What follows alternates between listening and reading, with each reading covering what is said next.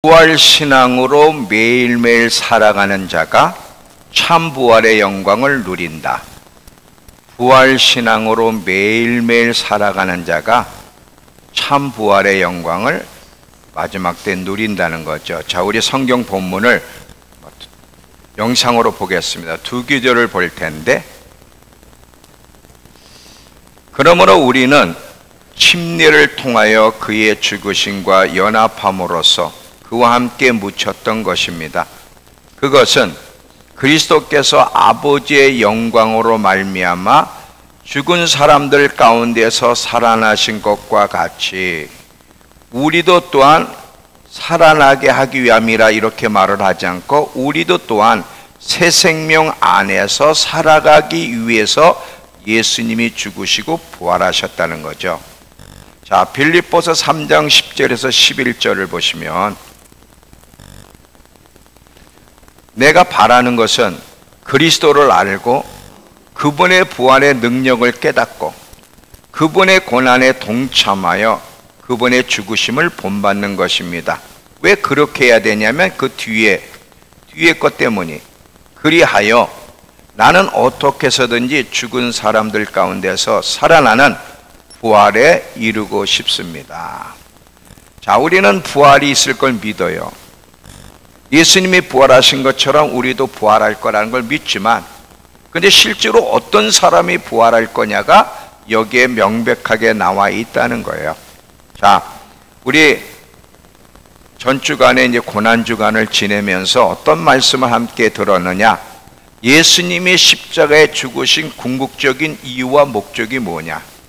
예수님의 십자가를 얘기하면 단순히 우리를 구원하기 위해서라고 우리는 생각하지만 그건 아주 기본적인 거고, 그 선을 넘어서 그걸 넘어 우리의 옛사람 스스로 주인 행사하며 자기 뜻대로 살고자 하는 이 옛사람을 십자가에 못 박아 더 이상 옛사람의 지배를 받으며 사는 육적인 사람이 아니라 예수님의 부활로 말미암아 새 생명을 소유한 새 사람답게 살아가기 위해서 그분이 죽으시고 부활하셨다는 거예요. 이런 의미에서 성경은 예수님은 마지막 아담으로 오셨다 그랬고 둘째 사람으로 부활하셨다고 얘기했어요. 자, 예수님이 어떻게 마지막 아담이 되십니까? 아담으로부터 지금까지 모든 인류가 원하든 원치 않든 아담이 가지고 있는 모든 인류의 악의 유산을 짊어지게 돼 있어요. 우리는 그 악의 유산을 대물림 받은 사람들이, 그래서 결국은 뭐예요? 하나님의 진노 아래 놓이게 된 사람들이죠. 자, 예수님이 이 아담의 마지막 아담이 돼서 십자가에서 우리 모든 그 악의 유산을 짊어지시고 십자가의 죽으심으로 말미암아 그 악의 모든 유산을 다 끝장내고 하나님의 진노로부터 우리를 구해내시기 위해서 마지막 아담으로 오셨고, 둘째 사람으로 부활하신 것은, 자, 이제는 예수님이 둘째 사람으로 부활하심으로 말미암아 예수 믿는 사람은 더 이상 아담에 속한 사람들이 아니라 하늘에 속한, 예수께 속한 사람들로 완전히 거듭났고, 그리고 그 아들의 생명을 소유한 새로운 피조물이 되었다. 이런 의미에서 예수님이 둘째 사람으로 부활하셨다는 것을 이야기했어요. 여러분, 우리가 진리의 말씀대로 살아가려면 이 진리의 말씀에 대한 명백한 이해가 있어야 돼요. 명백한 이해가 있어야만, 아, 이렇게 살면 안 되는구나, 나는 이렇게 달라진 사람이네, 이렇게 살아야 되는구나라 깨달아지는 거예요. 그러므로 이 진리의 말씀에 입각하면 그리스도인은 어떤 사람인지가 이제 결론이 나오는데, 그리스도인이란 단순히 예수를 믿는다고 고백하고 교회를 다니는 사람 선에 끝나는 것이 아니라 이제 그리스도인들은 예수님의 삶 속에 들어간 사람들이에요. 예수의 삶, 예수 안에 있는 예수의 삶 속에 들어간 사람들로서 아담에 속했던 옛사람이 예수님이 십자가에 못 박힐 때 같이 못 박혔기 때문에 이제 우리는 옛사람의 지배를 받는 사람이 아니에요. 이제는 우리는 아담의 삶 속에 들어갔기 때문에 더 이상 예수의 삶 속에 들어갔기 때문에 아담의 삶을 살 필요가 없는 거예요. 의무가 없는 거예요. 이제 그것은 다 끝장나고 예수님 안에서 부활된 사람으로 예수님의 생명을 가진 새 사람이기 때문에 새 사람답게 살아가는 사람들로 바뀌어졌다는 거야. 예수 안에서 죽을 것이 죽고 예수 안에서 살아나야 될 것이 살아난 사람들이 그리스도인이라는 거지. 자, 로마서 6장 4절을 다시 한번 보면 이렇게 성경이 표현하고 있잖아요. 로마서 6장 4절 다시 한번. 자, 그러므로 우리는 침례를 통하여, 세례를 말하는 거죠, 그의 죽으심과 합하여서 연합함으로써 그와 함께 묻혔던 것입니다.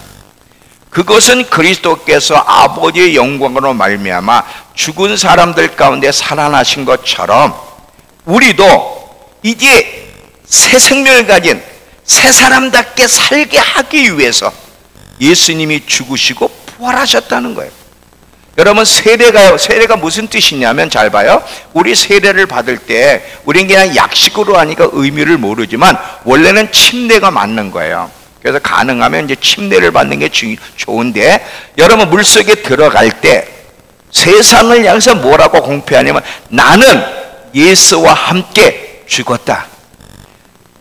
옛사람, 내 뜻대로 살던 옛삶은 예수와 함께 죽었다는 것이 물속에 들어간 표시고, 그리고 물속에서 나올 때 나는 새 사람으로, 하늘에 속한 사람으로, 새 생명을 가진 사람답게 사는 사람으로 완전히 달라졌다는 것을 세례를 통해 세상 사람에게 공포하는 거예요.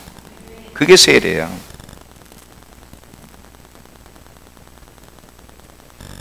여러분, 진정한 그리스도인은요, 생명이 바뀌었기 때문에 삶이 바뀔 수밖에 없어요. 사람은 생명에 속한 삶을 살아가게 되는데, 육적인 생명을 소유한 사람은 육적인 삶을 살게 돼 있어. 근데 영적인 아들의 생명, 영원한 생명을 소유한 사람은 영적인 삶을 살아가는 사람으로 완전히 바뀔 수밖에 없어요. 갈망이 다르고 가치관이 다르고 우선순위가 다르고 모든 게 달라졌어. 여러분, 플라시보라는 말이 있는데 잘 보세요. 플라시보, 이거 제가 초창기에 많이 얘기했어요. 가짜야, 이게 가짜야. 이 의학에 보면 이제 사람을 고치려고 해도 결국 고치지 못해서 마지막 죽음 앞에 있는 환자에게 의사들이 약 효과가 있는 건 아닌데 심리적 효과를 기대하면서 가짜약을 줍니다. 가짜약을 주면서 뭐라고 그러냐면, 이 약이 굉장히 지금 자매님에게 특별한 약인데 이 약을 먹으면 많은 사람이 치유됩니다. 이렇게 믿음을 심어주고 가짜약을 주면요, 놀랍게도 자주 그러진 않지만 치유가 일어나는 일이 종종 있다는 거예요. 그래서 마지막 죽음 앞에 있는 사람들에게 가짜약을 주는 게 이게 플라시보인데, 오늘날 교회 안에서 사탄이 그리스도인들에게 가짜약을 투여를 해요. 이걸 사람들이 몰라요. 그래서 가짜 약을 가지고 거짓된 안전석에 빠져있게 만드는데, 잘 봐요. 어떤 건지. 우리 그리스도인들은 하나님이 존재한다는 거 다 믿습니다. 예수를 믿으면 거듭나게 되고 부활도 있다는 거, 그래서 우리도 부활할 거라는 거 믿어요. 그리고 기도도 하고 예배도 드리고 교회 생활도 하지만, 근데 여러분, 정말 부활을 믿는, 예수를 믿어 거듭난 사람은 이제 부활의 소망을 갖게 되는데, 부활을 믿는다고 말하는 사람들, 고백은 해도 그렇게 부활 신앙으로 살아가는 사람들은 거의 없습니다. 이게 가짜야, 이게.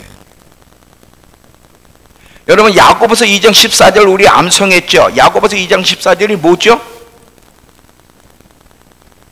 가은아, 야고보서 2장 14절 한번. 예배나, 입 벌리지 말고 야고보서 2장 14절 한번 얘기해 보자. 자, 우리 야고보서 2장 14절 같이 시작. 내 형제들아, 만일 사람의 믿음이 있노라 하고 행함이 없으면 무슨 유익이 있으리요? 그 믿음이 능히 자기를 구원하겠느냐? 17절에 이와 같이 행함이 없는 믿음은 그 자체가 죽은 것이라 그랬어요. 그러니까 여러분, 자, 우리가 믿는다고 말을 할 때 그 믿음이 살아있는 믿음이어야 되는데, 그 살아있는 믿음은 행함과 같이 가는 거야.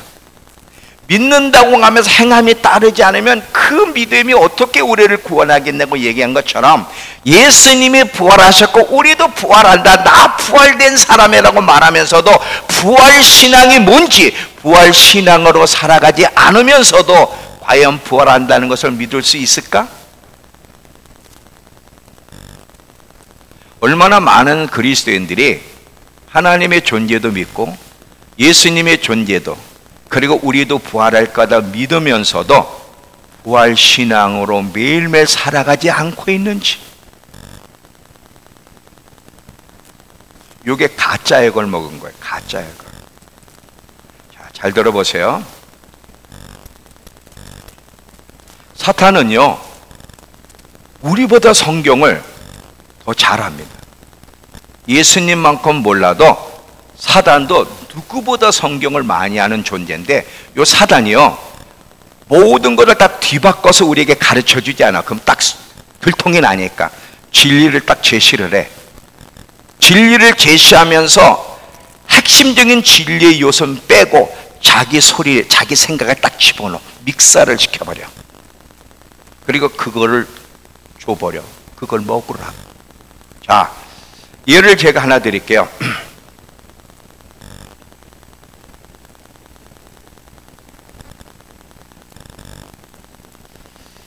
잘 들어봐요. 우리가 예수를 믿으니까 마지막에 부활할 거라는 막연한 생각을 가지고 있어요. 사실 그게 진리는 맞아요. 우리가 예수를 믿으니까 마지막 부활할 건데, 그런데 그렇게 말하면서 여전히 옛사람의 지배를 받고 산다면 이게 건강한 신앙이 아니고요, 이게 죽은 종교를 신봉하는 거고, 이게 사망을 향해 걸어가는 거야. 그런데 사탄은 아니야, 너 예수 믿잖아, 믿는다고 고백했으면 너 부활해. 이게 가짜 얘기라니까. 왜 그런지를 자 설명을 할 테니까 로마서 8장 13절을 보시면, 로마서 8장 13절에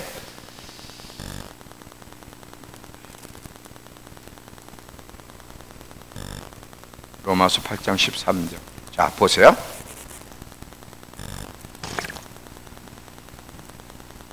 육신대로 살면, 육신대로 사면이 아니라 살면 반드시 죽을 것이로되, 영으로서 성령으로 몸의 행실을 죽이면 산다는 거예요.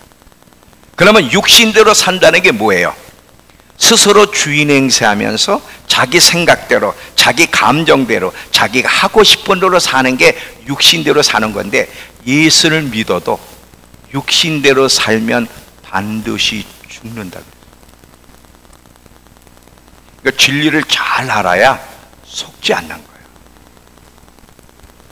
여러분, 요한계시록에 보면 7교회가 나오는데, 사대교회를 향해서 예수님은 너는 살았다는 이름을 가졌지만 죽은 자라 그랬어요. 근데 무엇을 보고 예수님이 그들을 죽었다고 평가하느냐면, 고백을 보고 평가한 게 아니에요. 그들의 삶을 보고 평가하는 거예요. 자, 계시록 3장 1절부터 3절을 사대교회를 한번 보겠습니다. 자, 사대교회 사제에게 편지하라. 하나님의 7영과 7뼈를 가지시니가 이르시되, 내가 네 행위를 아노니 네가 살았단 이름을 가졌지만 죽은 자로다. 너는 일깨어 깨어나서 그 남은 바 죽게 된 것을 굳건하게 하라. 내 하나님 앞에 네 행위에 온전한 걸 찾지 못하였느니, 그러므로 내가 어떻게 받았으며 어떻게 말씀을 들었는지를 생각하고 지켜 회개하라. 만일 일깨지 아니하면, 돌이키지 아니하면 내가 도둑같이 이르르니 어느 때에 내게 이르는지 내가 알지 못한다. 이 사대교를 향해서 왜 예수님은 죽었다 그랬어요? 너희는 죽은 신앙을 가지고 있어. 뭘 근거로? 이들은 부활을 믿는데, 부활을 믿는다고 고백했지만 부활에 근거한 새 사람의, 새 생명의 삶을 산 적이 없어. 육신대로 사는 거예요.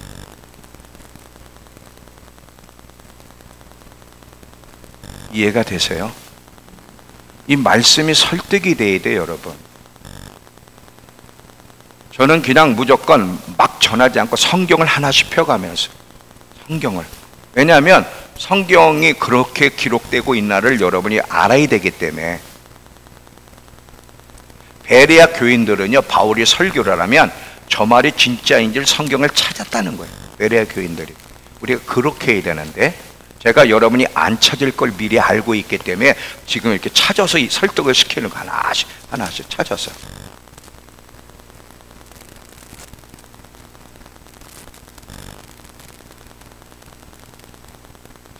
부활의 근간 새 생명의 삶, 부활의 근간 새 생명의 삶은 뭐예요? 더 이상 자기가 주인 행세하는 것이 아니라 예수님을 주인으로 인정하고 그분의 뜻대로 사는 삶을 얘기하는 거예요. 마지막 때 누가 부활할까요? 우리 다 부활신앙을 믿는다고 해도 실제로 마지막에 누가 부활할까?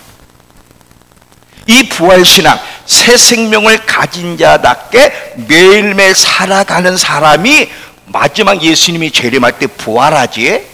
예수님이 재림하기까지 육을 따라 신앙은 고백했지만 옛사람을 따라, 육을 따라 자기가 주인 행세하며 사는 사람이 마지막 주님이 재림할 때 부활하는 거 아니에요.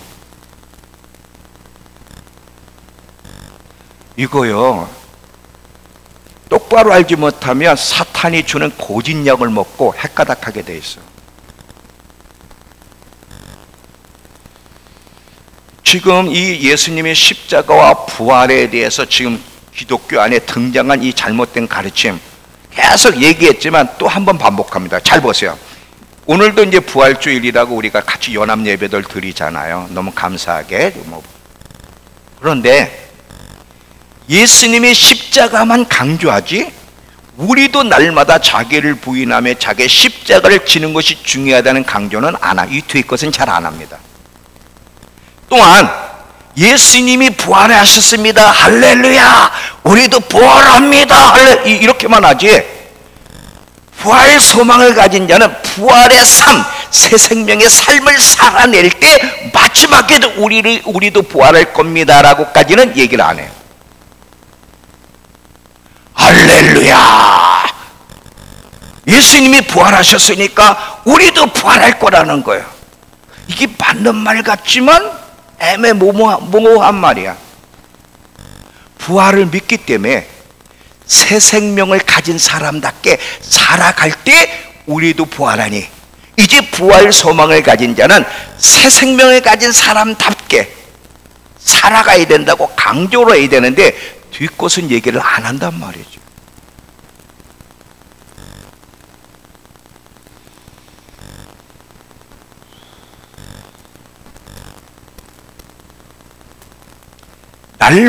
날마다 육이 드러날 때마다 날마다 육을 죽이고 하나님의 말씀대로 살아가는 것이 부활을 준비하는 거고, 예수님의 재림을 준비하는 거고, 결혼식을 준비하는 신부가 바로 그런 사람들이에요.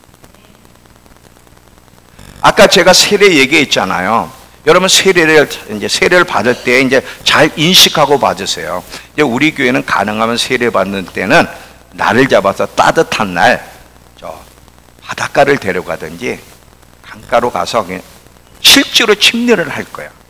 그래서 물속에 푹 들어갈 때 세상을 향해서 나는 죽었다 고백하고, 나는 더 이상 옛사람이 죽었다, 최복령이는 죽었다 고백하고, 물속에 탁 일어날 때 나는 하늘에 속한 자로 새 생명을 가진 새로운 피조물로 탄생됐다고 온 천하를 향해 고백을 해야 되는 거예요. 이 고백이 중요합니다. 이 사람들 앞에, 세상 앞에, 사탄 앞에 내가 누구인지를 고백하는 게 굉장히 중요한 거거든요. 여러분 세례를 다시 받고 싶은 분 저한테 신청하시면 이번 여름에 제가 바닷가로 모시고 가든 아주 참 커피숍이 있는 바닷가로 모시고 가는, 그래서 세례도 받고 커피도 먹고. 우리 진아영 기사님, 예. 이 원하는 사람은 저 여름에 제가 바닷가로 모시고 가서 세례도 받고 맛있는 것도 먹고. 실제로 침례를 해야 되는데 우리는 이 물세례 하잖아요. 이 방울 몇 개. 이거 가지고는요, 이거는 고백이 안 되는 거. 이거는 이게 뭐야? 이거 찍어, 이렇게 찍어가지고 이건 안 되고, 실제로 그 침례하면 사람들이 다 보잖아요. 주위 사람들이. 나는 이제 옛사람 예수 믿기 전에 삶이 죽었습니다. 그건 나는 새롭게 태어난 피조물이라는 것을 모두에게 공포하는 거거든. 이게 진짜 부활을 믿는 사람의 모습이에요. 이게 이해가 되시죠?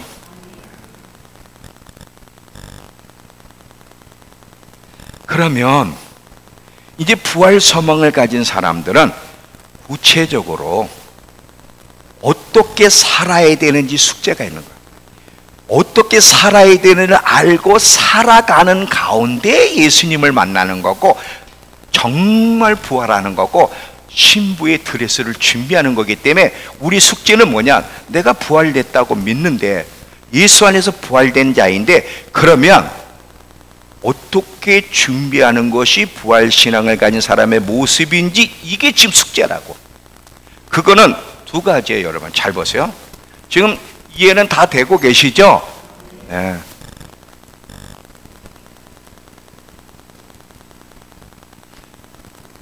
죄송해요 여러분, 이런 메시지는 어디 가서 못 듣습니다. 어저께 우리 박원순 집사님이 목사님 밖에서 이 설교하면 히트를 칠 거라고 그러는데, 아쉽게 여기서 하니까 히트를 못 치는 거지. 목사님 밖에서 설교하면 엄청나게 히트를 칠 거라고 저를 위로해 주셨는데, 히트 안 쳐도 돼. 여러분만 이해가 돼요. 여러분만 설득할 수 있으면 저는 그걸로 만족해요. 잘 들어봐요.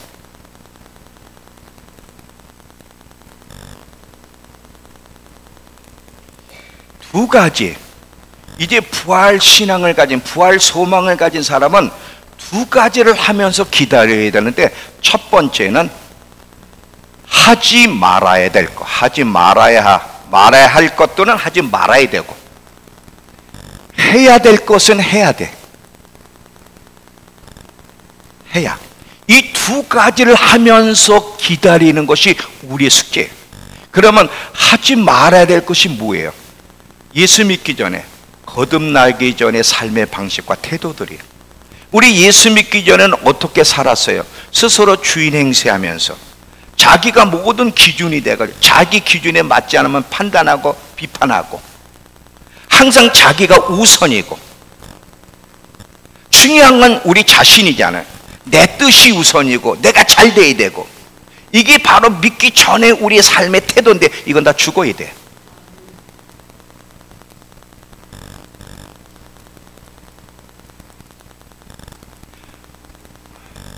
로마서 6장 6절에 우리가 알거니와 우리 옛사람이 예수와 함께 십자가에 못 박혔나니 그랬어요. 여러분은 죽었어요. 예수 믿기 전에 여러분의 모습은 죽었어요.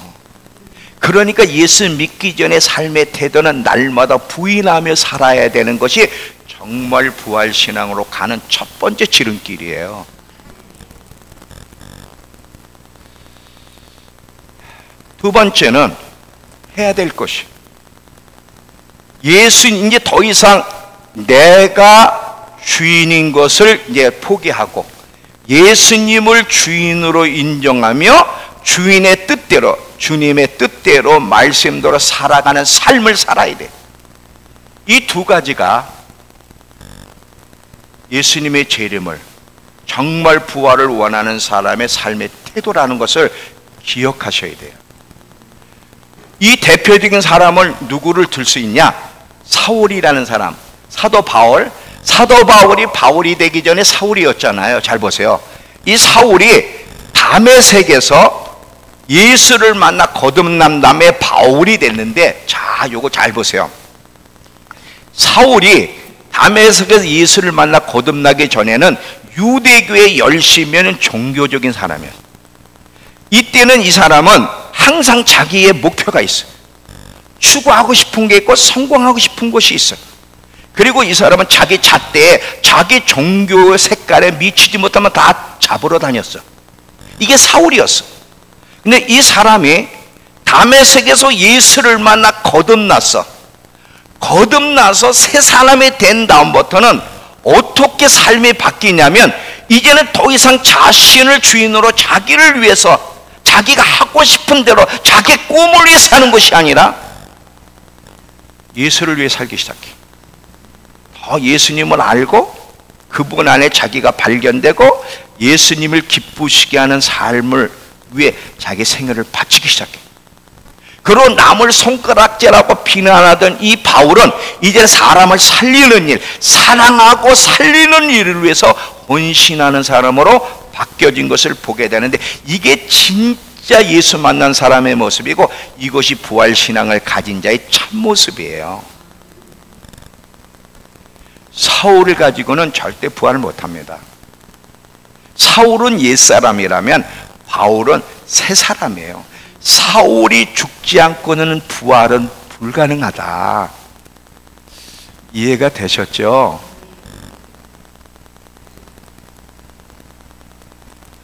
저 이거 여러분 설득하려고 무지무지 애를 쓰면서 고민하고 말 표현을 어떻게 해야지? 길게 하면 또 좋을 텐데 못 알아듣고 이걸 어떻게 압축시켜서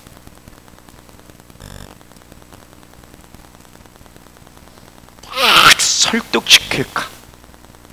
이거 몸부림치면서 왔어요. 표현 하나하나를 어떻게 써야 되는지.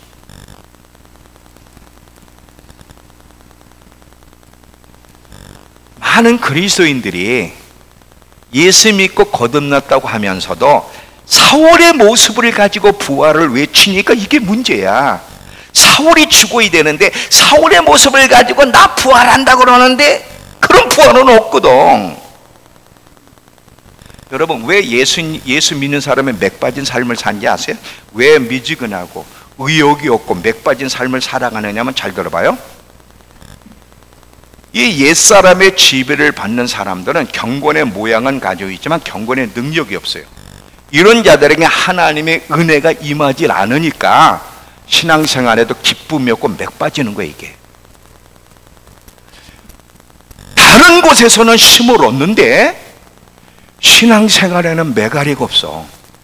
그런데 이제는 새 생명을 가진 자답게, 부활신앙을 가진 자답게 살아가게 되면 하나님의 임재와 은혜가, 능력이 임하기 때문에 이런 사람은 경건의 모양이 아닌 경건의 능력으로 가지고 살기 때문에 삶에 활력이 있고 맥 빠진 신앙이란 미지근함이란 없어, 이런 사람에게.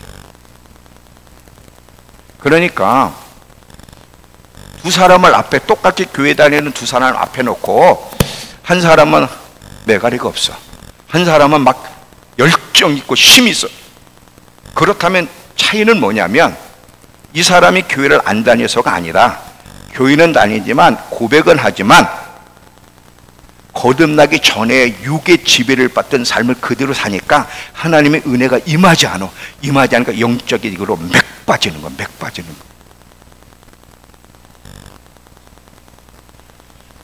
이해가 돼요?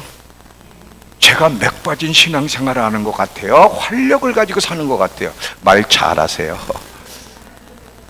네? 저처럼 힘이 넘치는 사람이 어디 있어요? 내 안에는 불이 있다니까. 내 안에 마르지 않는 샘이 있어요. 어저께도 제가 장례식 가가지고 전도를 했어. 우리 처형 어머님이 이제 돌아가셨으니까, 약 98세에 돌아가셔서 참 98세까지 사셨는데, 장례식장에서 제가 너무 활력이 있으니까 우리 조카애가 물어봐. 이모부는 어떻게 이렇게 활력이 있어요? 비결이 있지. 예수님과 연애하기 때문에 충격을 받아서. 그렇지 않아도 영상을 보다가 어떤 여자가 저 예수님하고 매일 연애해요. 그 말에 충격을 받았는데, 그러면 예수님과 실제로 어떻게 연애하지? 그게 가능한가? 이게 그렇게도 궁금했대. 그래서 내가 예수님과 어떻게 연애하는지를 쫙 30분 만에 올라가는 걸 1시간 반을 설교를 해서 그 자리에서 전부 다 듣고 있는 데서,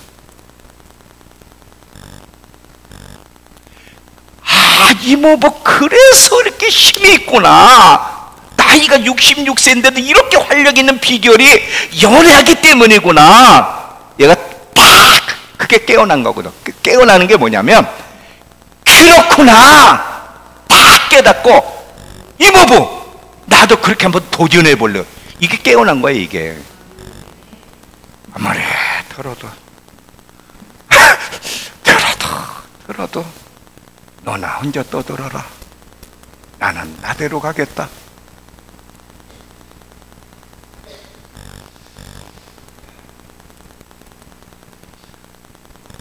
얼마나 행복했는지. 야, 장례식에서 또 이런 일이 있네. 막 10분 간증한 것 같은데 1시간 번이 지나서,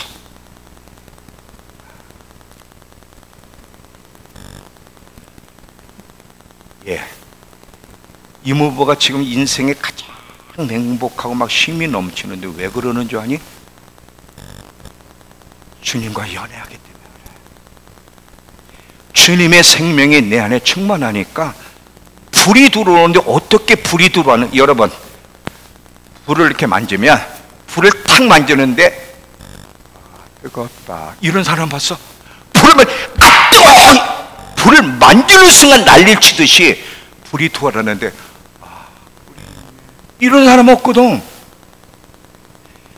누가 말을 하지 않아도 어디서든 막 열정이 일어나는 이유는 뭐냐? 그 속에 불이 있기 때문에 발산하지 않으면 견딜 수가 없는 거예요, 이게.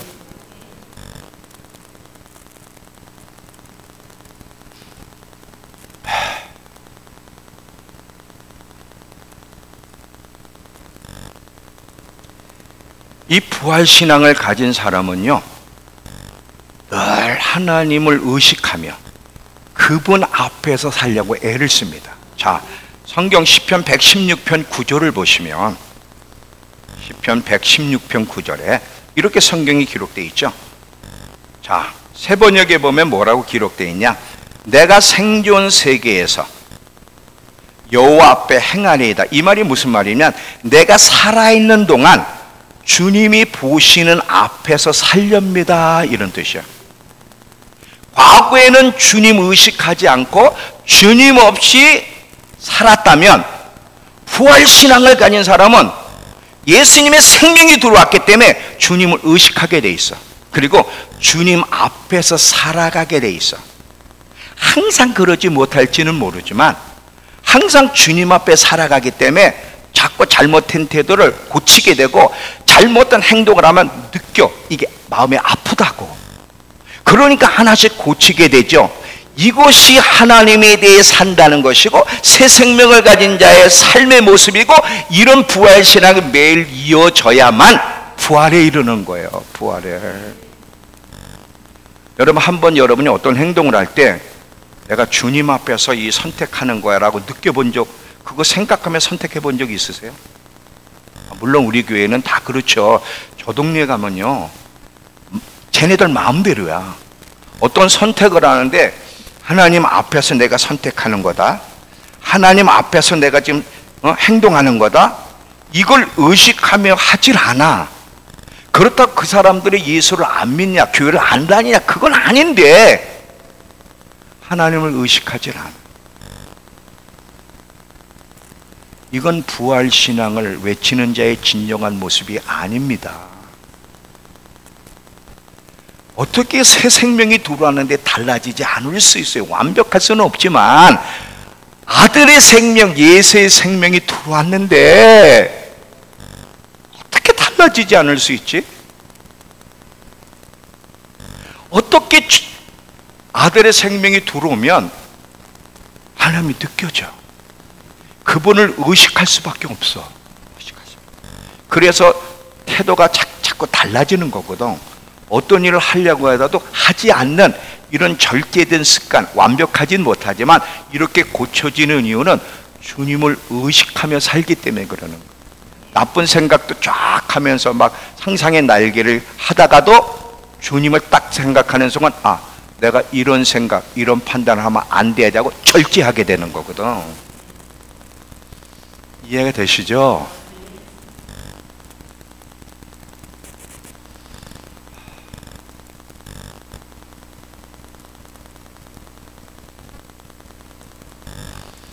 여러분이 이렇게 살면 마지막에 정말 부활할 수 있을까 한번 생각해 보세요. 이렇게 마지막을 가면 진짜 내가 부활할 수 있을까? 항상 하나님 앞에 질문하며 살아야 돼. 질문하고 생각하고. 요즘은요, 이런 디지털 시대, 이런 이 문화 속에서는요, 질문, 생각, 묵상이라는 게 불가능해. 지금 답을 다 갖다 주는데 무슨 질문을 하고. 그래서 제가 마음에 결심한 게 있어요. 나는 아무리 편리해도 딱딱딱하고 답 주는 건 나는 여기다 안 깐다. 나는 안 깔어.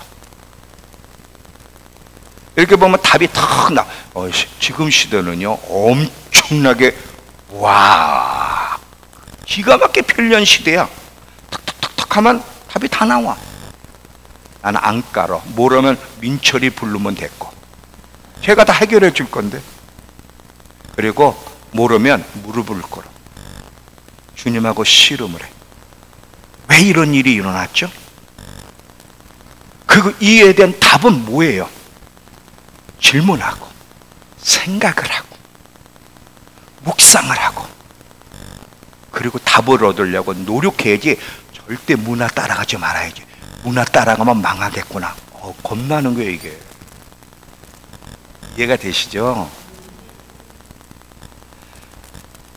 또 보세요. 뭐 사업하는 사람들은 또 어쩔 수 없이 그 문화를 이용해야 될 사람들이 있어요. 그거는 알아서 자기가 잘 하면 되는 거고. 근데 여러분 목회자들도요, 치면 답이 다 나와.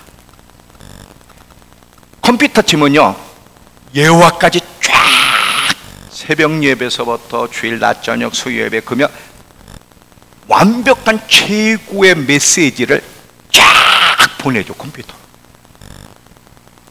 그러니까 완벽하게 메시지가 오는데 모터로 무릎을 꿇어. 무릎을 꿇으면 얼마나 아픈데 이게. 요즘 50대들 참 웃깁니다. 저도 이제 우리 MA 때 가보면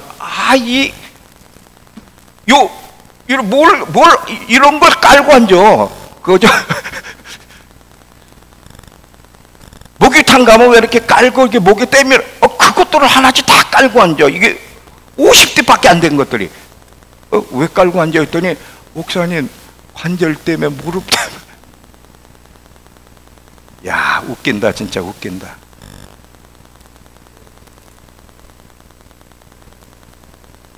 무릎을 꿇어야지. 하나님 이거 왜 이래요? 나는 이해가 안 돼요. 이해가 안 돼요. 왜 대통령이 탄핵돼야 돼요? 설명 좀 해주세요. 설명 좀 해보세요. 이런 일이 세상에 어디 있어요?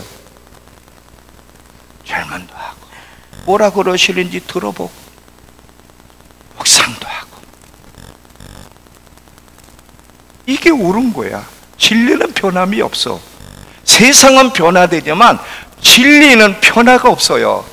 기도는 무릎을 꿇고 해야 되고 기도로 씨름해야 되고 말씀을 묵상함으로 주님께로부터 답을 얻어야지. 진리는 바뀌지 않습니다.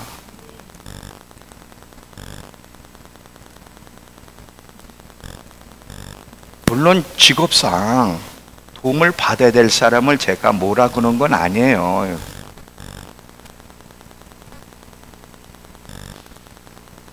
근데 저는 그렇게 안 할 거예요. 하고 싶은 마음도 없고.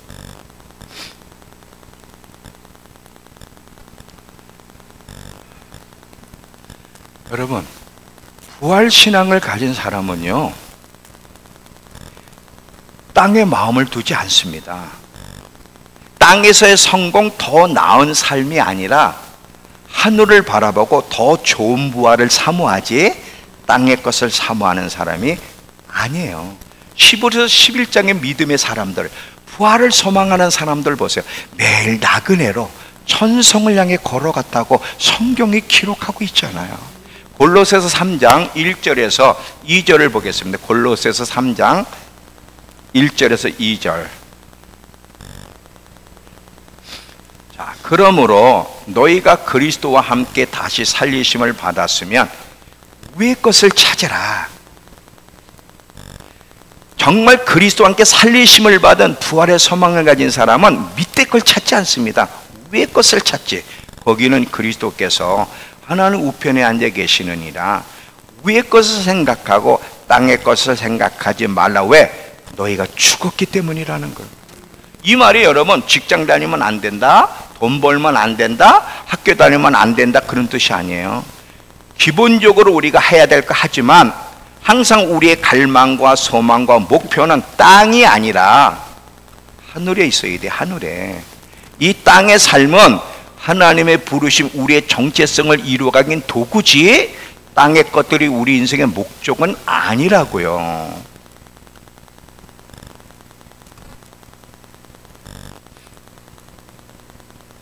그리고 부활의 삶을 살아온 사람은 아까 제가 얘기했죠.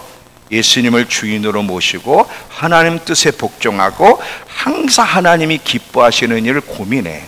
이 부활 신앙을 가진 사람은요, 살아도 주를 위해 살고 죽어도 주를 위해 죽습니다. 사나 죽으나 주님이 내 몸에서 존귀하게 되기를 바라지 다른 소망이 없어. 잘 봐요. 부활하기 전에는 살아도 나를 위해 살고 죽어도 나를 위해 죽고 예수도 나를 위해 존재해야 되는데, 정말 거듭나 부활 신앙을 가진 사람은 생명이 바뀌어졌기 때문에 살아도 주를 위해 살고 죽어도 주를 위해 살고 사나 죽으나 주의 것이야. 주님만 존귀케 해드릴 수 있다면 그걸로 만족하는 거예요. 부활신앙을 가진 사람은 삶의 태도가야 두리뭉실하진 않아요. 명확합니다. 명확해요.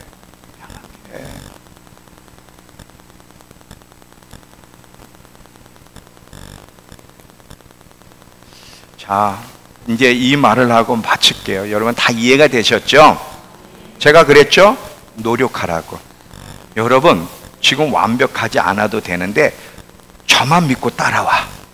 여러분이 제가 이겁니다, 이렇게 살아야 됩니다라고 할 때 여러분은 믿고 조금씩이라도 변화되려고 노력하고 따라오면 돼. 보폭이 그렇게 크지 않아도, 갑자기 바뀌지 않아도 깨닫고 그렇게 살려고 조금씩 발걸음을 움직이면 되는 거야. 이해가 되시죠? 자, 정말 부활신앙으로 살지 않는 자가 마지막 심판대 앞에 설 때 어떻게 주님 앞에 모든 수고가 잿더미가 되는지 한 사람의 간증을 읽고 마칠게요. 자, 여러분 나중에 이 부분에 대해 보충 들으려면 하워드 피드만이라는 목사님의 간증이 그 유튜브에 떴으니까, 오래전 얘기니까 한번 보세요. 자, 이번에 영상 한번 더 올려줘. 한번 읽고 마칩니다. 하워드 피드만. 자, 제가 읽어드릴게 그대로. 자, 보세요. 나는 동맥파열증으로 죽어 하나님 앞에 나아가게 되었고 그분 앞에 섰다. 천국문 위에서부터 그분의 음성이 내려왔다. 진노의 음성이 내 얼굴을 때렸고 하나님은 나의 삶이 어떤 삶이었는지를 말씀하셨다. 나의 믿음은 죽은 믿음이었고 나의 일은 하나님이 받으실 수 없는 것이었으며 결국 헛된 일을 하며 살아왔다고 말씀하셨다. 나는 믿을 수가 없었다. 나는 오랫동안 목사로 그분을 섬겼기 때문이다. 그리고 나름대로 하나님을 기쁘시게 하는 삶을 살아왔다고 생각했다. 기도도 하고 교회 생활도 열심히 하고 그분이 나의 잘못을 나열하고 계실 때 나는 하나님이 다른 사람을 부른다고 생각했다는 거야. 나를 다른 사람으로 착각하신 거라고 확신했다. 그러나 주님께서는 나의 한 모든 일이 주님을 위한 일이 아니라 나 자신을 위한 일이었음을 보여주면서 우선순위가 어떻게 잘못됐고 그 결과 어떻게 우상숭배적 삶을 살아왔는지를 보여주셨다. 나는 우상숭배에 대한 주님의 경고를 소홀히 하며 살아왔다. 실제로는 내가 나의 주인이 되어 버렸던 것이다. 매일매일 나 자신에 대해 헌신해 왔고 자신의 필요를 먼저 채운 다음에서야 하나님이 원하는 것 신경을 썼던 삶을 보여주었다. 내 자신이 나의 하나님이기 때문에 하나님께 드려야 될 헌금이나 헌신은 부차적인 것이었다.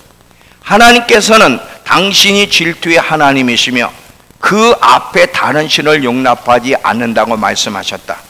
우리의 행위가 받아들이기 위해서는 마태복음 6장, 이 마태복음 10장, 이건 나중에 여러분 읽어보세요. 먼저 그의 나라 의를 구하라는 거고, 마태복음 16장은 날마다 나를 따르면 자기를 부인하고 자기 십자가를 지라는 그 말씀이니까 하나님은 우리 모두는 그 말씀대로 심판을 받게 될 것이라고 말씀하셨다. 매일 부활의 삶을 증진시키지 않으면서도 주님의 죽으심과 부활을 믿으니까 괜찮을 거라고 생각하며 신앙생활 한다면 그것이 헛된 신앙이며 주님 눈에 아무것도 아니라고 말씀하셨다.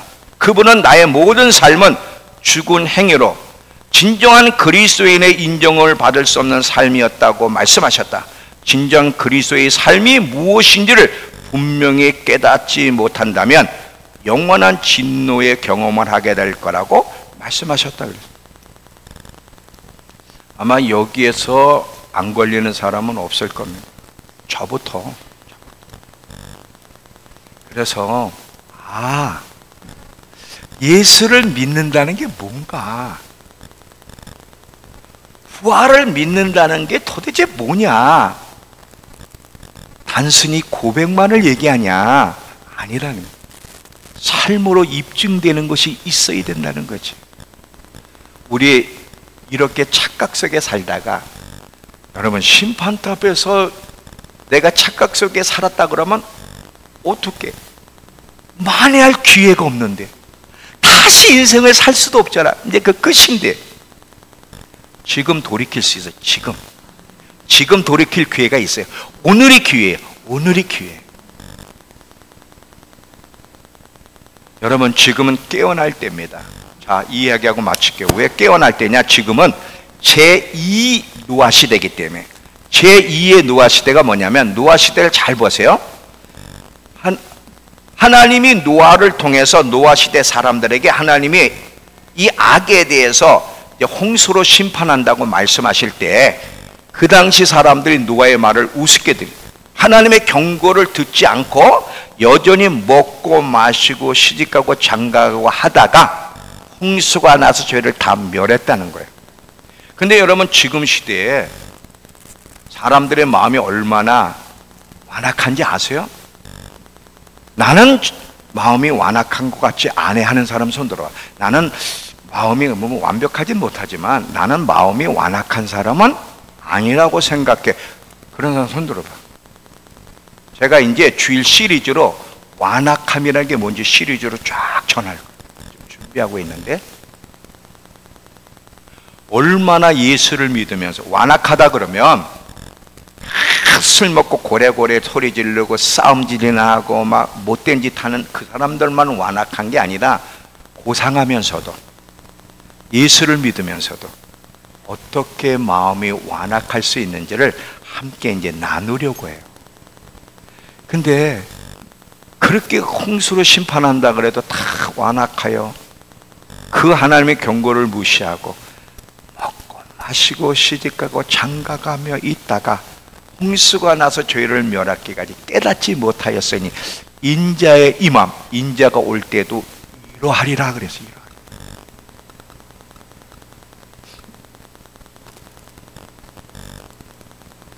자, 여러분 행복하세요? 믿음께 오신 게 행복하세요? 딱 세 사람이 아멘을 했어. 나머지는 입을 다물었는데,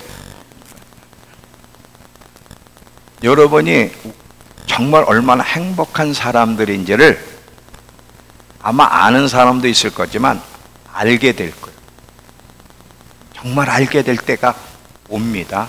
자, 이제 제가 중국에서 지금 일어나는 영상만 2분만 보고 마칠 건데, 자, 이거는요, 누가 일부러 저렇게 영상을 만든 게 아니라 지금 중국에서 있는 실질적인 있는 일인데, 하나님의 160km의 광풍 호리케인을 불게 해가지고 중국 전역이 지금이 어떻게 쑥대밭이 되고 있는지에 대한 영상인데, 한 10분 정도 되는 걸 2분간만 보겠습니다.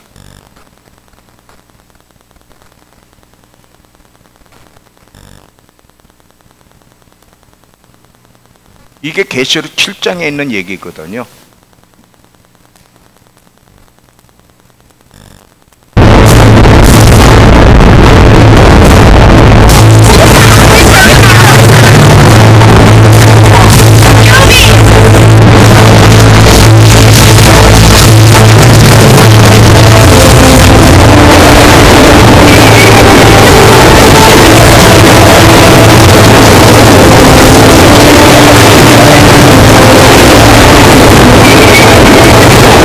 중국 역사상 경험해보지 못한 폭풍우가 들이닥쳐 중국 대륙의 지옥도를 펼쳐놓고 있습니다. 최대 시속 165km에 육박하는 강풍이 불어닥쳐 자동차가 전복되고 고층 건물 외벽이 뜯겨져 나가며 거리를 걷던 사람들이 날아가 쓰러지는 아비규환이 펼쳐지고 있습니다. 어찌나 바람이 강한지 나무를 붙잡고 있으면 몸이 바람에 날려 붕 뜰 정도인데, 중국 당국에서 몸무게가 50kg 이하인 사람은 외출을 자제하라고 경고했을 정도입니다. 수도 베이징에는 10년 만에 강풍 주황색 경보가 발령되었고, 패닉에 빠진 중국 시민들은 마트와 슈퍼마켓으로 달려가 생필품을 쓸어 담는 사재기에 들어갔습니다. 전국 대부분의 공공기관과 학교가 문을 닫았으며 항공편과 열차, 시외버스는 줄줄이 취소되며 중국 전역이 사실상 올스톱되었습니다. 하늘길과 육로, 해상까지 모두 끊기며 중국의 국가 물류망이 완전히 마비된 상태입니다. 게다가 기상학자들이 기후재난은 이제 시작일 뿐이라고 경고해 중국인들의 공포가 더욱 커져만 가고 있습니다. 중국 대륙이 점차 사람이 살 수 없는 땅이 되어가고 있다는 소식, 자세히 알아보겠습니다. China Meteorological Administration reported in Mongolia, strong winds uprooted trees on top of high walls. In some areas, rainfall exceeded 60 millimeters per hour. Fallen trees damaged power lines. 중국에 닥친 전대미문의 재난 앞에 상식이 망가지고 있습니다. 위에서 아래로 내리는 비가 너무나 강한 바람에 90도로 꺾어져 우에서 좌로 내리는 진풍경이 펼쳐지고 있는 것인데요. 현재 중국 이게 계시록 7장 얘기거든요. 잘 봐요. 계시록 7장에 네 천사가 동서남북에서 땅의 바람을 불게 하는 권세를 가진 네 천사가 땅의 사방 바람을 불게 해서 땅과 바다와 모든 나무를 해하는 권세를 받아. 이때 인침받은 사람만 보호를 받아. 마지막에는요, 돈이 우리를 보호해 주는 게 아닙니다. 명예, 이 세상의 것들이 우리를 보호해 주는 게 아니라 예수 안에 있는 사람이, 부활신앙을 가진 자가 보호를 받아요. 이제 그거를 여러분이 정말 깨달을 때가 옵니다. 이거는요, 우연한 얘기가 아니에요. 지금 하나님이 계속 재난을 또 경고를 하는데, 문제는 뭐냐면 못 깨닫고 있다는 거예요. 깨어있는 사람은 딱 보면 깨닫는데, 계속 자고 있는 사람은 저거 영화 아니야? 누가 짜증 깨는 이런 소리를 하고 있다고. 지금 저게 너무 얼마나 기가 막혀가지고 목사님들 중보 네트워크가 있어. 네트워크 한 200명가량의 전 세계 목사님들, 그분들이 영상을 올려줬어. 중보하라고. 그리고 성도들에게 경고를 해주라고. 내가 가까이 왔으니까. 자, 이제 결론입니다. 곧 주님이 오실 거예요. 곧 주님이 오실 거예요. 정말이 오실 거예요. 우린 곧 심판탑에 설 건데 어떻게 살다가 설 거냐. 정말 여러분 부활을 믿는다면 부활 신앙을 가진 자답게 살아가는 가운데 참 부활이 이루어지는 거지. 부활 신앙을 살지 않고 여전히 육을 따라 사는데도 예수 믿는다고 고백했고 교회를 다니니까 부활한다. 이게 플라시보, 이게 가짜액을 먹은 증거라는 거예요.